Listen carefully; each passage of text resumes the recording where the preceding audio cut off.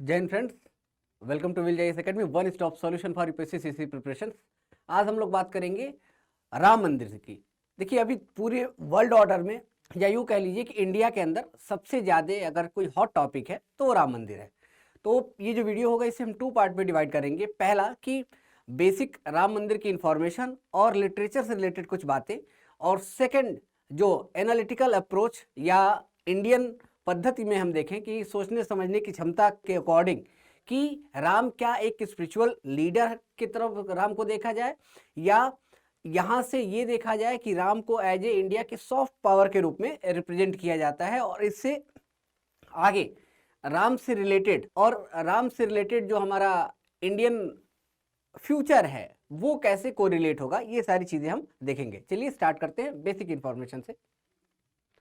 देखिए, ये मंदिर से रिलेटेड इंफॉर्मेशन। टोटल एरिया 70 एकड़, और इसमें केवल 2.7 एकड़ पे ये है, मीन्स 70% जो एरिया है वो ग्रीन, उसमें ग्रीनरी है। और हाइट के बारे में देखें तो 161 फीट इसकी हाइट है। 3 फ्लोर आपको देखने को मिलेंगे। इसमें काफ़ी ज़्यादा हाइट देखने को मिलेगी। नागर शैली में बना हुआ यह मंदिर है, और इसके अंदर अपना सीवर ट्रीटमेंट प्लांट भी है और वाटर प्लांट भी है, और साथ में पावर प्लांट भी है। तो ये अपने आप में एक यूनिक स्टाइल है, एक अनोखा मंदिर है, इंडिपेंडेंट मंदिर है। और ये सारी चीज़ें इसको लॉन्ग टाइम ये कहा जा रहा है कि एक आर्किटेक्चरल मार्वल होगा जो हजारों साल के लिए खड़ा रहेगा, क्योंकि ये अर्थक्वेक को भी झेलने की क्षमता रखता है, और भी जो डिजास्टर चैलेंजेस हैं उसको ये झेलने की पावर रखता है। अब हम देखें कि नागरसरी के बारे में मैं आपको थोड़ी सी बेसिक इन्फॉर्मेशन बता दूं। देखिए, इंडिया में जो स्थापत्य कला के बारे में, आर्किटेक्चरल स्टाइल के बारे में बात की गई कि मंदिर 3 तरीके के स्टाइल मिलेंगे आपको, जम्मू कश्मीर से लेके और बिंद तक आपको नागर शैली जिसके अंदर ये मंदिर बना हुआ है। इसका जो कंपटीशन रहा वो आपको कंदरिया महादेव का मंदिर से मिलेगा।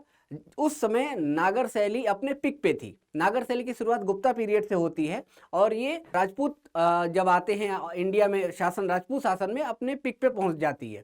अब चूंकि ये एरिया वाइज थोड़ी थोड़ी डिफरेंसेस आपको देखने को मिलेंगे। उड़ीसा में आपको जो गंग शासक हैं वहाँ उनके स्टाइल थोड़े से आपको अलग देखने को मिलेंगे। गुजरात चले जाइए, वहाँ आपको स्टाइल देखने को अलग मिलेगी। राजस्थान में अलग मिलेगी। तो एमपी में ये चीज़ें अलग देखने को मिलेंगी। बेसिकली इनके अंदर 2 तरीके की डिवाइडेशन आपको आप देखेंगे। एक मंडप का कॉन्सेप्ट आता है। देखिए, ये भी जो पूरा मंदिर है ये अलग अलग मंडप में, रंग मंडप, नृत्य मंडप, कुडू मंडप, गर्भगृह और शिखर। मंडप क्या होते हैं? मंडप एक पिलर्स का एरिया होता है जहां किसी पर्टिकुलर वर्क के लिए उसे उस लोकेशन को रिजर्व रखा जाता है, या उस इवेंट को मैनेज करने के लिए उस एरिया का यूज किया जाता है। जैसे पूजा पाठ करने के लिए, या नृत्य करने के लिए, या संकीर्तन करने के लिए। इस तरीके से ये मंडप का कॉन्सेप्ट आया। पूरा मंदिर जो है वो 2 पार्ट में ही डिवाइड होता है। एक जो कॉन्सेप्ट आता है वो ये है गर्भगृह का कॉन्सेप्ट, जहां मूल रूप से जो भगवान है वो विराजते हैं। और दूसरा प्रदक्षिणा, यही आपको समझना है, इससे ज़्यादा चीज़ों को नहीं जानना है। अब प्रदक्षिणा का मतलब होता है, अगर इसके फिलोसफिकल डायमेंशन की बात करें तो जो गर्भगृह होता है वो सबसे शुद्धतम पार्ट, इसको आत्मा से लिंक किया गया, हमारी आत्मा, हमारी सोल से इसको लिंक किया गया, इसीलिए गर्भगृह को सबसे ज़्यादा शुद्ध माना गया। और प्रदक्षिणा का मतलब है टाइम अराउंड, जो हमारा समय है वो घूम रहा है, इसलिए प्रदक्षिणा पथ बनाया जाता है। कईयों जगह ये आपको मंदिर के अंदर भी देखने को मिलेगा, और कईयों जगह ये खुले आकाश में भी आपको देखने को मिलेगा। और 3 ईयर में ये अराउंड इसको कंप्लीट किया गया। ये नागर शैली में बन रहा है। 5 डोम्स इसके अंदर है, और 362 पिलर्स इसके अंदर। इसका मतलब कि काफी गिग्नेटिक, काफी बड़ा ये मंदिर तैयार हो रहा है। तो मैंने आपको बताया गर्भगृह का कॉन्सेप्ट कि कैसे गर्भगृह के अंदर रामलला विराजेंगे, इसके ऊपर राम दरबार होगा। और अभी हम आपको नेक्स्ट स्लाइड में दिखाएंगे कि किस तरीके से गर्भगृह, सैंक्टम सैंक्टोरल इसको बोलते हैं, ये जहाँ प्राण प्रतिष्ठा हो रही है यही गर्भगृह का कॉन्सेप्ट है। और रामलला यही विराजेंगे। 22 को यही उनकी मूर्ति स्थापित की जाएगी, इसके ऊपर राम दरबार लगेगा। और भी कई इन्फॉर्मेशंस हैं, लेकिन वो हमारे बहुत यूज़ की नहीं है, इसलिए हमें बहुत उसको लेके बात नहीं करनी। अब अगर मैं इन स्लाइडों को ऐड कर दूंगा, PDF भी आपको मिल जाएगी, उसमें आप देख लीजिएगा। मेनली इस पूरी हिस्ट्री को देखें तो तीसरी से चौथी शताब्दी में आपको रामायण की रचना के बारे में इंफॉर्मेशन मिलनी शुरू होती है, और उस ईसा पूर्व से आपको ये देखने को मिलता है, और वहां से अब तक रामायण इतना ज़्यादा लोकप्रिय हुआ कि वर्ल्ड ऑर्डर में रामायण जो है अलग अलग भाषाओं में, अलग अलग रीजनल लैंग्वेजेस में भी, और अलग अलग राइटर ने अपने अकॉर्डिंग रामायण को लिखा। इसका मतलब ये है कि जो रामायण की बुनियाद है वो सोसाइटिकल डिमांड को हमेशा फुलफिल करती रही। एक कंपटीशन आपको देखने को मिलेगा, जब बौद्ध धर्म की प्रोमिनेंसी बढ़ती जाती है उस समय भी रामायण ही जो है वो सनातन धर्म को, या ब्राह्मण धर्म जिसके हम मानते हैं कहते हैं, उसको एक फिर से रिवाइवल प्रोवाइड करता है, क्योंकि स्टोरी राइटिंग में ही अपनी बातों को रखने का तरीका आपको रामायण में देखने को मिलेगा।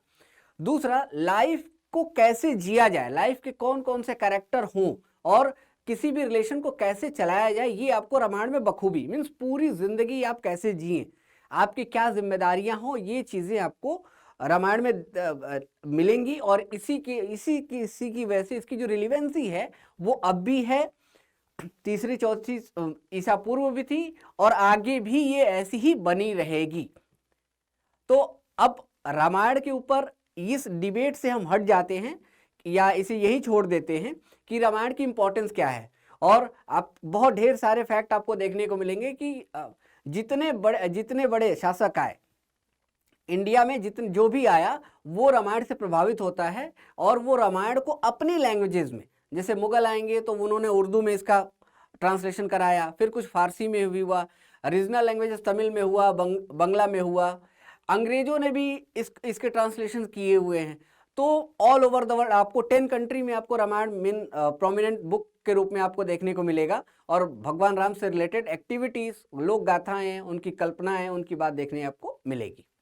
तो ये एक बेसिक डिबेट है। अब हम आते हैं जो एनालिटिकल पार्ट है इसका, कि क्या इस राम मंदिर के बनाने से इंडिया के अंदर हिंदुत्व का जो रिवाइवल देखने को मिल रहा है और इंडिया का जो सेकुलर फैब्रिक है वो खराब हो जाएगा।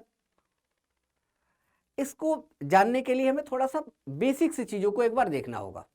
देखिए, राम अपने आप में सबसे ज्यादा सोवर्जिन और सेकुलर राजा रहे, और इसी वजह से राम राज्य की कल्पना राम के बाद से अब तक होती रही और आगे भी होती रहेगी। इसी बात को हमारे महात्मा गांधी ने भी इस बात को बहुत प्रोमिनेंटली कहा कि इंडिया में सबसे बेहतर राज्य किसका है, तो राम राज्य की कल्पना की गई। गुड गवर्नेंस की ओरिजिन, सस्टेनेबल डेवलपमेंट के मॉडल, और ऐसा राज्य जहां सेकुलरिज्म को पूरी तरीके से जमीन में उतारा जाए, वो राम राज्य में ही आपको देखने को मिलेगा। अब ये मैं यूं ही नहीं कह रहा, मैं आपको फैक्ट एंड फिगर भी बता रहा हूं और वो कॉन्सेप्ट क्लियरिटी भी बता रहा हूं जहां से ये चीजें आती हैं। इंडिया के अंदर राम जो हैं वो हम जन्म लेते हैं, और जब तक हमारी मृत्यु नहीं हो जाती है तब तक हम किसी भी पंथ पद्धति धर्म को मानने वाले हों, राम हमारे साथ रचे बसे रहते हैं। इवन दो इंडियन आर्मी में भी अगर आप देखें तो राजा रामचंद्र की जय का उद्घोष का कॉन्सेप्ट देखा जाता है। कई ऐसी बटालियंस हैं जो इसका यूज करती है। अब बात करते हैं कि राम राज्य की जो कल्पना, राम राज्य की कल्पना में कोई भी राज्य तब तक बेहतर माना जाएगा। अब आजकल का जो वेलफेयर स्टेट का कॉन्सेप्ट, वो भी अगर आप देखें तो राम राज्य से उसको इनहेरिटेड किया गया देखने को मिलेगा। वो कैसे? स्टेट का जो कॉन्सेप्ट आता है वो ये कहता है कि स्टेट के अंदर जितने उसके सिटीजन हैं, जितने भी उसके नागरिक हैं, वो किसी भी तरीके से परेशान ना हो, अगर उनकी कोई रिक्वायरमेंट हो तो उसको स्टेट फुलफिल करे। राम इस चीज को करते हुए दिखते हैं। दूसरा, किसी भी छोटी बात को रखने के लिए आपको सीधे राजा अवेलेबल है और आप अपनी बात को रखेंगे, और अगर आपका डाउट होगा तो राजा उसे सीधे रिजॉल्व करता है। इतनी डायरेक्ट डेमोक्रेसी का एग्जाम्पल भी दुनिया में कहीं देखने को नहीं मिलता। और इससे भी आगे बात है कि अगर कोई ऐसी बात है जिसकी वजह से स्टेट के अंदर कोई कंसर्न्स क्रिएट हो जाए या लोगों के अंदर राजा को लेके कोई निगेटिव थॉट आ जाए तो उसके लिए राजा अपने फैमिली मेंबर्स तक को कुर्बान करने के लिए तैयार है। इतना बिगर और बिगेस्ट हर्ट किसी का अभी तक नहीं देखने को मिला, इतना बड़ा एग्जाम्पल कभी किसी को देखने को नहीं मिला। इस वजह से ये जो बातें कही गई कि दूसरा राम ने हमेशा एक ब्रिज की तरह काम किया है, चाहे जब भी इंडिया के अंदर या जितने कंट्रीज में, जो 10 कंट्रीज के बारे में बात कर रहा हूं, जब वहां सोसाइटिकल क्लैशिंग हुई या सिविलाइजेशन क्लैशिंग आपको देखने को मिलेगी, तो वहां एक ब्रिज की तरह आपको राम का जो मोटिव है, राम का की जो फिलॉसफी है वो वर्क देखने को मिलेगी।